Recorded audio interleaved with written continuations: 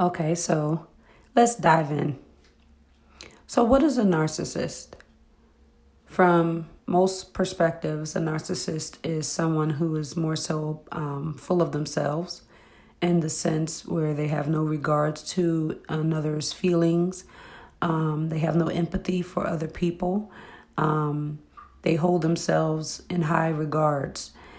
So then I wanted to explore, like, okay, so based on that, they also have a personality disorder, which is narcissistic personality disorder, which is a disorder in which a person has an inflated sense of self-importance. Okay. Which is found more commonly in men, it says in parentheses, or it reads in parentheses. And so they also mention that the cause of this is unknown, but likely involves a combination of genetic and environmental factors. So I was thinking about that, and that triggered some thoughts pertaining to, like, well, where does it come from? Is it more so just based on genetics or environment or traumatic experiences dealing with certain people? Then I started thinking, well, what people, could assist in this process of breeding narcissists. So then I started exploring the symptoms of the narcissist. And the symptoms are, or it includes an excessive need for admiration, disregard of others or for others' feelings, and inability to handle any criticism, and a sense of entitlement. So then I took it a step further, and I'm a etymology type of person, so I'm always if I said that correctly, but the point is that I like to break down certain words, or I like to break down most words just to figure out, like, where do they come from, what language does it originate from, and but just to get to the root in the most simplest form, what is the root word of the larger words? And so we know narcissist as narcs, but then I thought about it and I said, well, we call the narcs the enforcers of the law who, prohibit those from selling narcotics or using narcotics, right? And so then I thought about it further, and I was like, okay, so if they enforce the law regarding the use or sale of the narcotics, then who's enforcing the individuals who provide the drugs or provide the large quantities of drugs to make it to the States or other countries for the people to use? It's always someone above the enforcers, and then there's always people above them that's originating the whole plan for capitalizing reasons. So then I thought about it further, because that's just how my mind works. And I thought about dopamine, which is the pleasure chemical. Now, before I go into dopamine, let's think about the two things that I thought about that causes narcissistic behavior, and that's excessive criticism. For some reason, in the earlier years of a child's life, if they feel like they're being criticized too often, even if it's constructive criticism, they tend to have this chip on their shoulder, as if they're just tired of being corrected. They expect to be right even when they're wrong. And also at the same time, excessive admiration, where you're constantly applauding a child's behavior you're also programming them to assume that life will give them rewards for their good behavior, when most of us with a good heart and with a pure heart, we all know that no matter how good you are, there's always situations that prove that everyone doesn't operate the way that we do. So what prepares a child for that if we're constantly rewarding their behaviors with, whatever luxuries or privileges? At some point, we need to figure out what is the balance to make sure that they understand that there's a common goal here as a human on this planet. What are we teaching ourselves and what are we teaching our children? However, most of us with children have already been taught by others. So then we must explore who taught them, then who taught them, then who taught them, and so on. So this is an ongoing journey of personality traits that's passed down from generation to generation.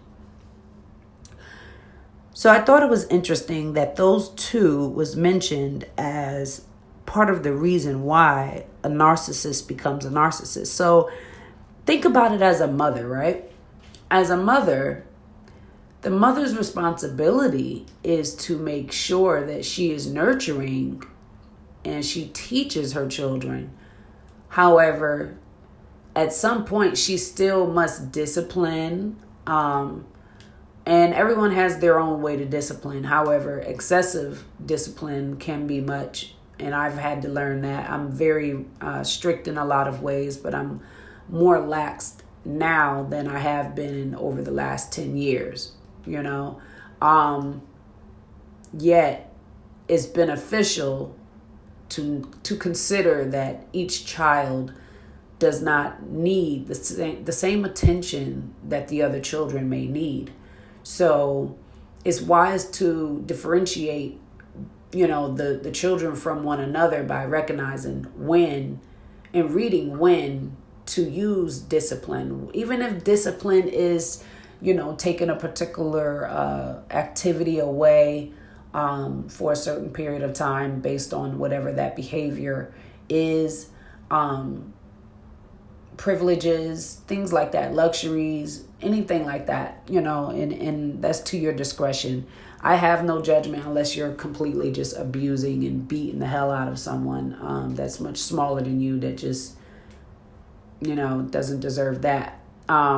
However, I will say that based on the people that you keep around yourself to influence you and your children, that can sometimes hinder the growth for yourself and your child or children, because they're also considering what those other people think as well. And so if you care about what those other people think, then you're teaching your children to care about what they think. So when you go to discipline your child the way that you decide to discipline your child, there's always someone else there to ridicule your decision as if, oh, that was too much, you don't need to do that. And some people don't even agree with just speaking to your child about something. They'll say, oh, well, he's just a boy, or she's all right. She just being cute, or, but that they just were smart at the mouth, or they're trying to take advantage by not doing their schoolwork, but they want to watch TV, or, your child. But anyway, let's get back to the dopamine. So dopamine is a compound present in the body as a neurotransmitter and a precursor of other substances, including epinephrine, which is adrenaline, shots. It's adrenaline that kicks up in the body that needs to just give you that boost to fight or flight. It's all based on the situation. But because dopamine is that pleasure chemical, sometimes when we reward our children for bad behavior, or good behavior, it manipulates the brain to allow that experience to be planted as a seed of something that needs to be repeated because it felt good. So that's like even dopamine can be connected to going for ice cream for something that you did wrong. And I've noticed even when children are like maybe between the ages of 1 and 3, we give our babies or toddlers some type of reward for going to the potty, or even if they don't go to the potty, we're giving them a reward for not going to the potty because we want them to understand that, it was the right thing to do, but good luck next time type of thing. So in their minds, they're only calculating, well, I didn't have to go to the potty, but I still got what I wanted. Because now that programming has begun. So as a person, if you notice, even as an adult, we have to learn how to pivot from one idea to another. Then we must consider that we must teach our children to learn to pivot as well from one thought process to another. So that way they're never too programmed to believe that whatever that programming is, that they are to be limited and restricted to just that way of life or that way of thinking, because it causes further damage where they're not able to, move from one thing to another. And for some reason, it creates this tunnel vision where they're just seeing things one-sided, and it's hard to discipline children properly that think that way once they get to that point. And you'll notice it by the age of 10. You'll notice it by the age of 10 that they are already fixed, in their thoughts. And that's when the real work starts, because now if certain things have been lacked earlier in their years, now you have to consider everything that they have seen, heard, witnessed, been influenced by from the TV, things like that. So the reason why I'm going into that is to basically explore what creates the narcissist in the first place. And I tied it to motherhood because mothers are the sole providers in that sense when it comes to the nourishing of the mind and teaching children earlier on. And as mothers, we deal with the children's capability to think. At least we should be teaching them how to think. And I also see some parents not allowing their children to be independent, where they're quick to do everything for their children. And then it creates this resentment from the child to the mother because they couldn't do anything on their own. So now they're rebelling against the mother for that reason. And they do it to maintain some type of position of control. So there's so many different variables to this that causes a narcissist, But as a mother, it's something that I think about often because I have boys and girls. And so I'm constantly thinking of ways to show them that it's wise to pivot from certain thinking patterns to another, so that way it refrains them from dwelling in a position of seeking self-aggrandizement and power and greed and control over others due to their manipulative abilities. And so, in a nutshell, basically what I'm getting at is that I'm starting to see a common denominator here pertaining to women being the root cause for narcissism. And before I go further into the next recording, I'm just going to leave that there for you to think about that. Just think about it. Rotate.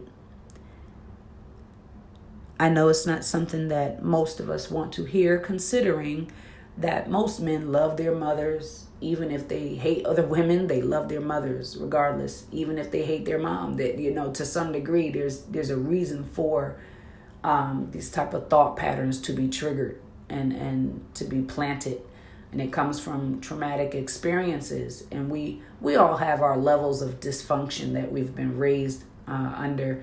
I don't think anyone has had the picture perfect life. And to me, those who appear to have the picture perfect life are not telling the truth to themselves. There's something that they may not have seen beneath the surface that's, is probably in plain sight. However, they wouldn't see it, especially when you're raised in it. You don't see it for what it is. But what I will say is that before we continue, I want you to consider how misogyny and narcissism goes hand in hand, and how women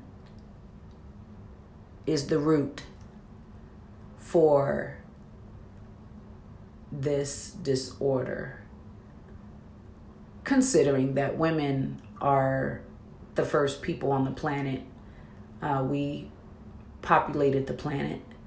But at some point, where did we drop the ball is what I want others to ponder over before they listen to the next recording. Okay?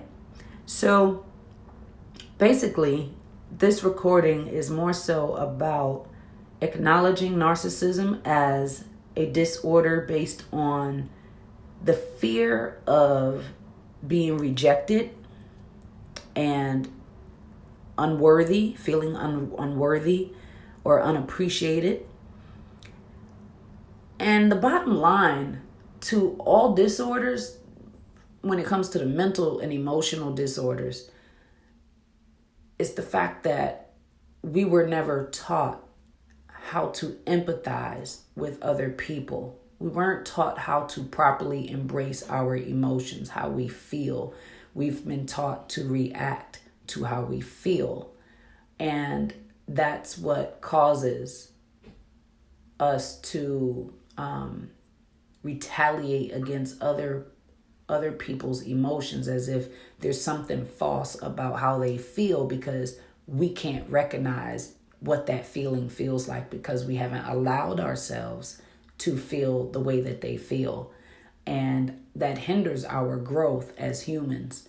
And the more we teach our children that it's okay to disregard our emotions, then we prolong the proper healing of ourselves and the planet.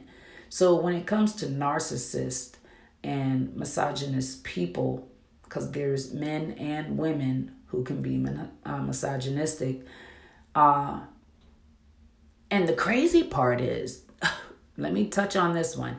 The crazy part is that you have to be diagnosed in order for you to realize that that's what you have been struggling with, and most people are walking around undiagnosed,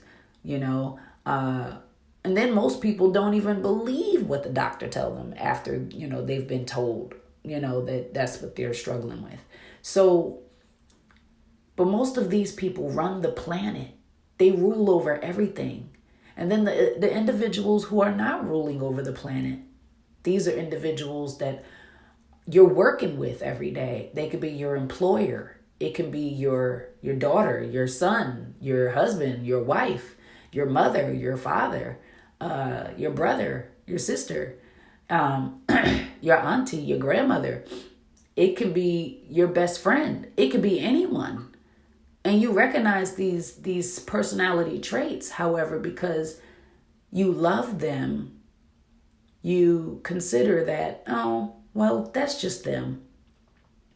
However, how are we helping them? Because most people say, okay, you need to stay away from them. But that's majority of the people on the planet.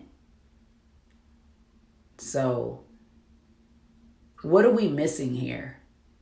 Because It doesn't make sense that we're going to ignore majority of the people on the planet. We won't engage with majority of the people on the planet who refuse to get any type of assistance. So what is it that we need to do, that we need to consider? Because after working on myself, I've noticed that the more I'm around other people, yes, I want to constantly improve self.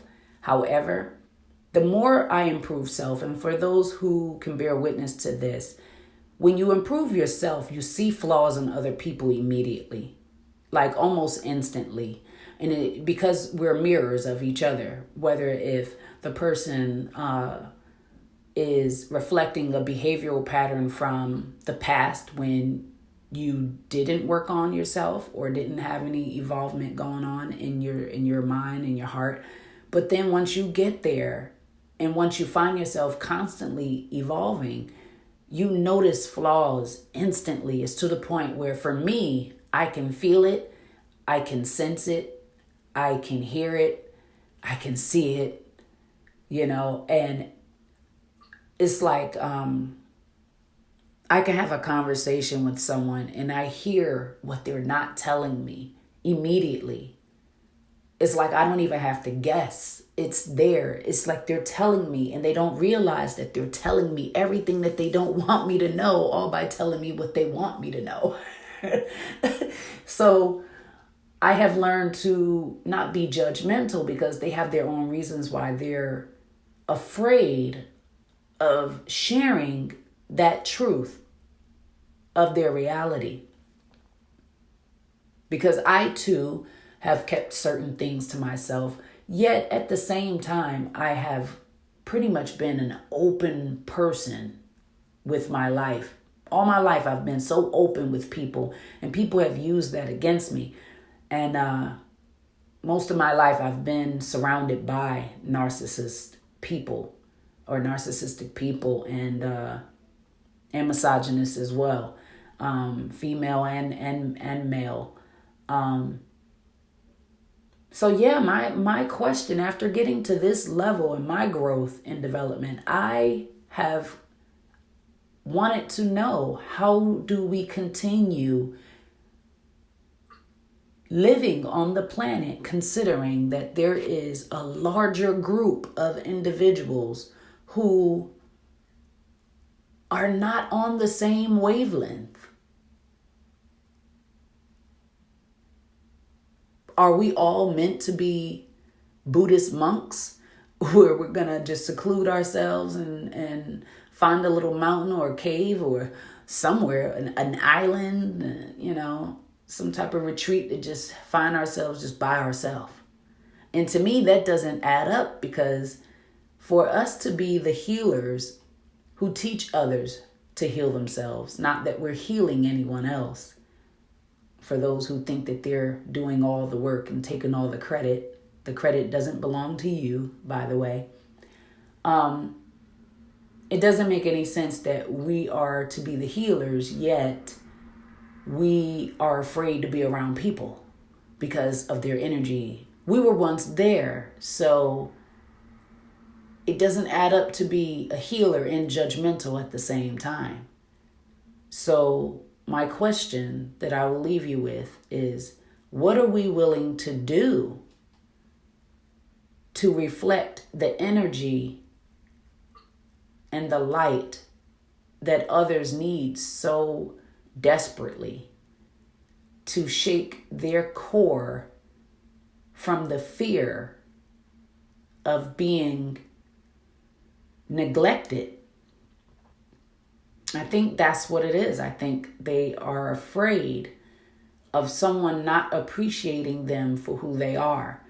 But as a mother, we must correct them as we go. Like children, you don't nitpick with them about every little thing. However, you make sure that you stand firm and you keep your word. Consistency is key as a parent. So it's also key in your relationships with your employer, with your employees, with your friends, with your spouse, no matter who it is.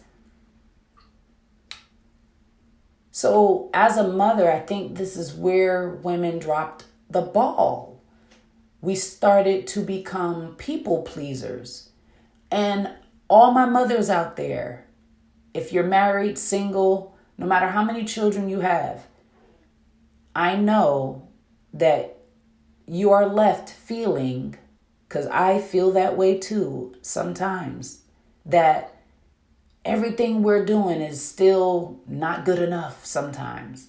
Or you find yourself trying to please everyone, and everyone is not going to be pleased with everything you do for them, for you, for others. Everyone has some type of say-so about what you do. But yet you can't say too much to them because then their feelings get hurt. Right?